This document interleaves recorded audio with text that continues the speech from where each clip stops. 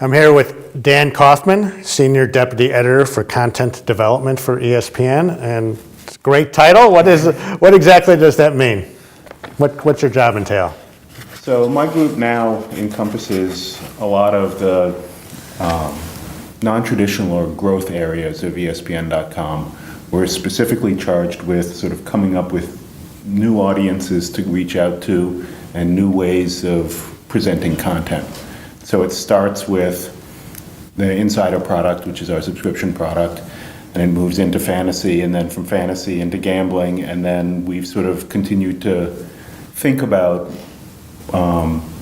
where we can find people who haven't traditionally been coming to ESPN.com. So when you guys first started doing this fantasy site, what was the feeling back then, and did you guys have any idea how big it was going to get? Well, I mean, I don't go all the way back to the beginning on the fantasy side, but I think the answer is from the start is obviously it's no. I don't think anybody realized where we would be today, where in the fall, fantasy football is the single largest driver of traffic on ESPN.com, and the fantasy football audience drives our entire business. I mean, if you look at TV, if you look at digital, if you look at even radio, fantasy is those are our most passionate fans, and they consume by far the most content of any of our user groups. So I don't think anybody saw it coming, but we like where it's going, and we like how we're positioned. So when you say what kind of traffic are we talking about? I'm going to try and pull this out. Last year, fantasy football in the fall was the number one section on the site. I mean, fantasy football did more traffic than the NFL. And if you look at some of the audience segments, fantasy football drives ESPN.com at some moments above what TV is doing in terms of the audience. So we have 8 million players playing our game. But one of the things that we try and do from a content perspective is we try not to focus only on our own game. So we're not just speaking to those 8 million people. We'd like to speak to the millions of people who play on Yahoo, who play at the NFL. There's a lot of competition in this space, and I'm sure you've been out when Matthew Berry walks into some of these. What's it like for him? Well, so there's a lot of competition in this space, but there's only one Matthew Berry, and we have him. And we've said this a number of times. We try not to say it too much around him. Right. But Matthew is number one in the space, and there is no number two. And that's not why. Just us. What makes him such a strong commodity? I think he's an entertainer. Like you see how much fun he's having doing it, and people really respond to that. Whether it's TV or the podcast, you feel that he's having fun doing it. He puts a lot of himself out there, so people who read his columns or who listen to the podcast feel like they know him. They when they meet him for the first time, it's not like they're meeting a stranger. It's like, oh, that's Matthew.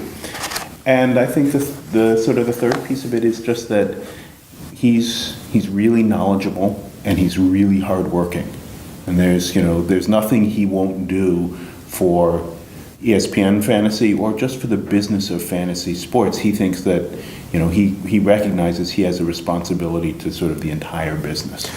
But when he tells me to draft somebody and the guy has a bad year, I can't. What kind of, just before we go, I just have to ask you, I would just love to see his inbox and your inbox when people are kind of like, you told me to draft this guy and he's a complete loser. What kind of reactions do you guys get? The good news about that is that nobody writes to me. I'm sort of behind the scenes. Matthew's inbox can be ferocious. Oh, I can imagine.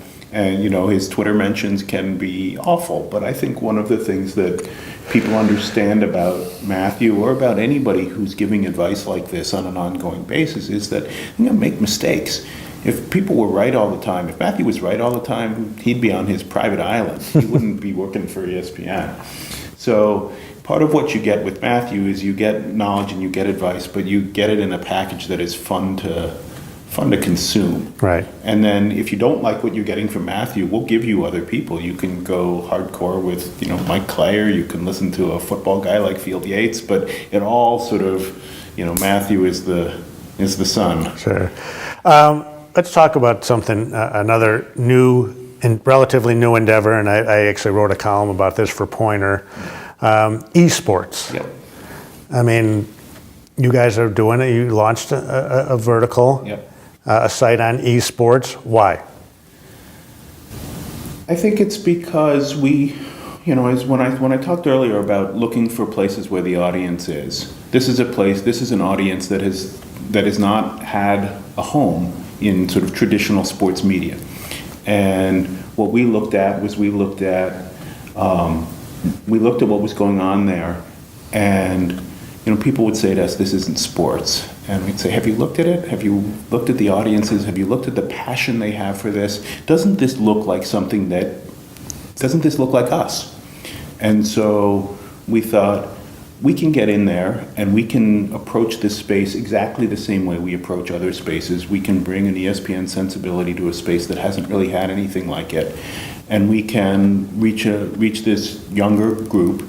And this is a much younger demographic. I mean, I'm well out of the demographic. My 11-year-old son will be in the demographic fairly shortly. And we can sort of provide something that just isn't there. There have been niche sites in the space, but there's nobody who's covered these sports the way that we tend to do it. And some of it is we looked at a lot of people saying that they wanted to be the ESPN of esports, and that's what we're going to do. So even though this is, there's been debate. Well, is this really a sport? And does it matter to you? I mean, there's some of these guys make 7 figures, and it's competition. I guess it doesn't matter. I mean, you guys do other things that are not necessarily sport. First of all, my personal opinion, is it a sport? I'd say yes, it's a sport. But the second thing I'd say is, it doesn't matter to us. That's the construct of is it a sport or is it not a sport is something that other people like to talk about. We look at it and we say, this is an audience that has a lot of passion for these games, and that we can cover and that we can provide this content. And the question of is it a sport or is it not a sport is kind of a waste of time.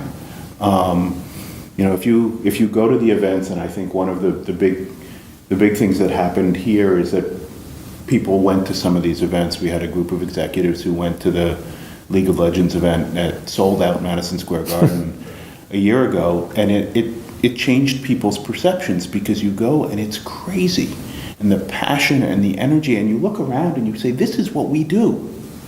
These are our people. They don't know it yet. At that moment, we were 5 months away from launching, but we looked around and we said, these are our people. They care about this the way that people care about the Green Bay Packers. And we want to be part of this. We want to be in this space. We want them to know that we care about them and that we can deliver for them. So as we close here, what you're really in charge of is making sure that ESPN continues to grow. And you're going to always find the people who are going to come for baseball and football and basketball. Your job is really to find the people who not necessarily are going to come for other reasons, as you mentioned, the MMA, the WWE, and and the esports site, non-traditional sports sites. Yeah, I think that's right, and there are moments when I sit there and I think, well, there's sort of no pressure, right? It's like we sort of know what our baseball audience looks like, and the upside of the NBA. The NBA will grow, but how much can it grow? So if the business is going to grow substantially, it's going to grow substantially somewhere else. And so we're going to, we believe in these places, but we're going to, placing some bets on some things. Can we grow this? Can we grow this space? And, if ESPN wants to keep getting bigger, we've got to be right on these. We think we are. Great. But we'll find out. Thanks, Dan. Appreciate it. My Good pleasure. stuff.